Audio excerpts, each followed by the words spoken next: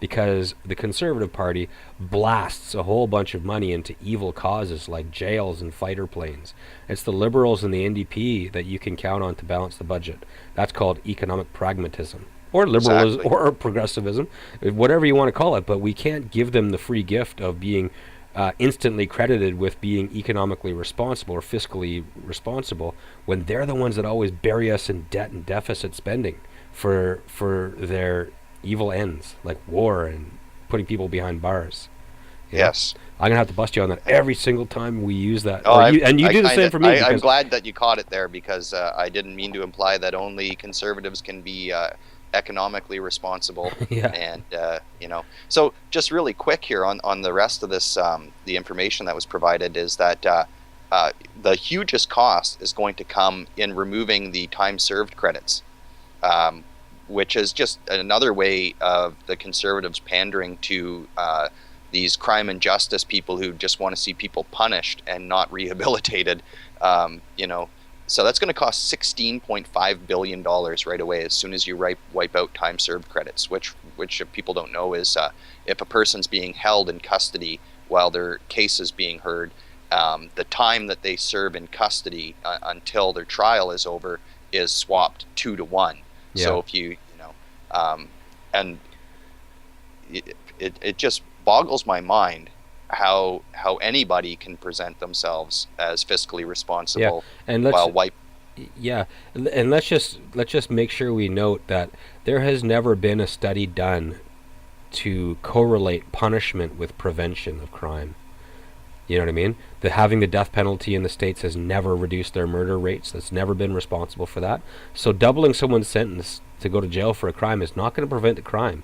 And everybody knows that jail does not cure criminals from their impulse to do crime.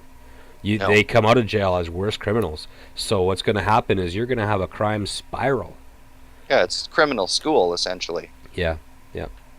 So here and now, just to take this issue and move it into another issue. Okay, so of that $19 billion, $14 billion of that cost is going to fall in provincial budgets. So maybe I can see why Stephen Harper doesn't care too much about the costing of this. Yeah. But then on the flip side, in healthcare funding, you have the Conservatives dropping into the laps of the provinces a deal that they left the provinces out of any discussions, and they've said to the provinces that your healthcare funding increases will be directly correlated with your ability to grow your economy, and then you hit them with $14 billion worth of costing for crime and punishment. Absolutely. Oh God.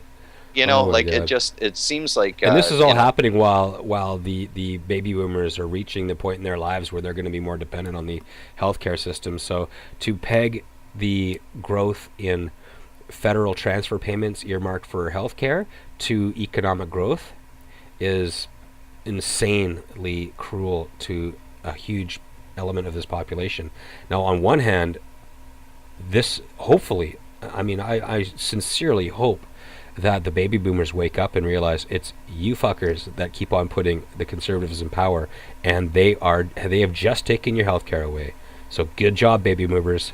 Yeah, the more you need it, the less they want to give you. Yeah. So, and I just and I did say I just did refer to the baby boomers as you fuckers, because you know what, I gotta say, and we're free to say this kind of stuff on internet podcasts, right? I'm mad at the baby boomer generation for doing this to us because they primarily vote Conservative. Exactly. And they do it for the social reasons. Like, you get old Betty there, 87 years old, that she doesn't think abortion's right. You know what I mean? And then she goes to church and pastor tells her to vote for Stephen Harper. Well, you know what, Betty? Fucking wake up. Wake up, Betty, because you're going to have to go to the doctor sometime. And are the boomers going to act like I remember under Mike Harris in Ontario, when you had all these people that were on welfare campaigning for Mike Harris because he was going to somehow improve their life by kicking them off of welfare and making them homeless and live on the streets. Will boomers do the same thing? Will they now argue that Stephen Harper shouldn't spend more money on the aging boomers that they are. I would love to see them wrap this around, how are they going to rationalize their support for him now? I don't see how they can. Stephen And the other Harper thing that, knows that sorry, Stephen Harper knows that they're going to base their decision on the social issues, right? He knows that, and he can actually do something, do the worst thing possible against their interests, because the biggest thing in the baby boomers' life right now is healthcare. That's on average by the numbers, right? mm-hmm. The biggest way that the baby boomers are going to interact with our economy and our government is going to be through the healthcare system. And Stephen Harper just put a crimp in the hose of the funding that's going straight to that. So, Exactly. yeah, so how do they justify it? Next time around, how will they justify it? Well, Stephen Harper, he's not stupid. He wins for a reason. You know what I mean? He consistently outsmarts the other parties on how he cultivates wedge issues and counterbalances his social and his economic agenda. Okay, he knows Mm-hmm. he's got old Betty there on the abortion issue and simple bullshit like that, and gay marriage. Betty probably doesn't like gay marriage either. You know what I mean? So it's all these things that Stephen Harper can get voting issues that are not because you know what? Here's the thing: all these economic issues are very confusing. You have to have command of a lot of information and have some background knowledge to apply it to before you can actually figure out what's happening in the economy. But when people can make moral judgments, they find it easy. You know what I mean? Exactly. Yeah. And so Betty is probably votes according to her moral judgments and has no fucking concept of what's happening in the real world economy. I don't know if you spend just even a little bit of time, if you have a single relative that's in an age home or a building that is for seniors, just go and sit in their lobby and listen to how the seniors are. Usually there's one person that commands the opinions of everyone else's opinion Yeah. in the whole building.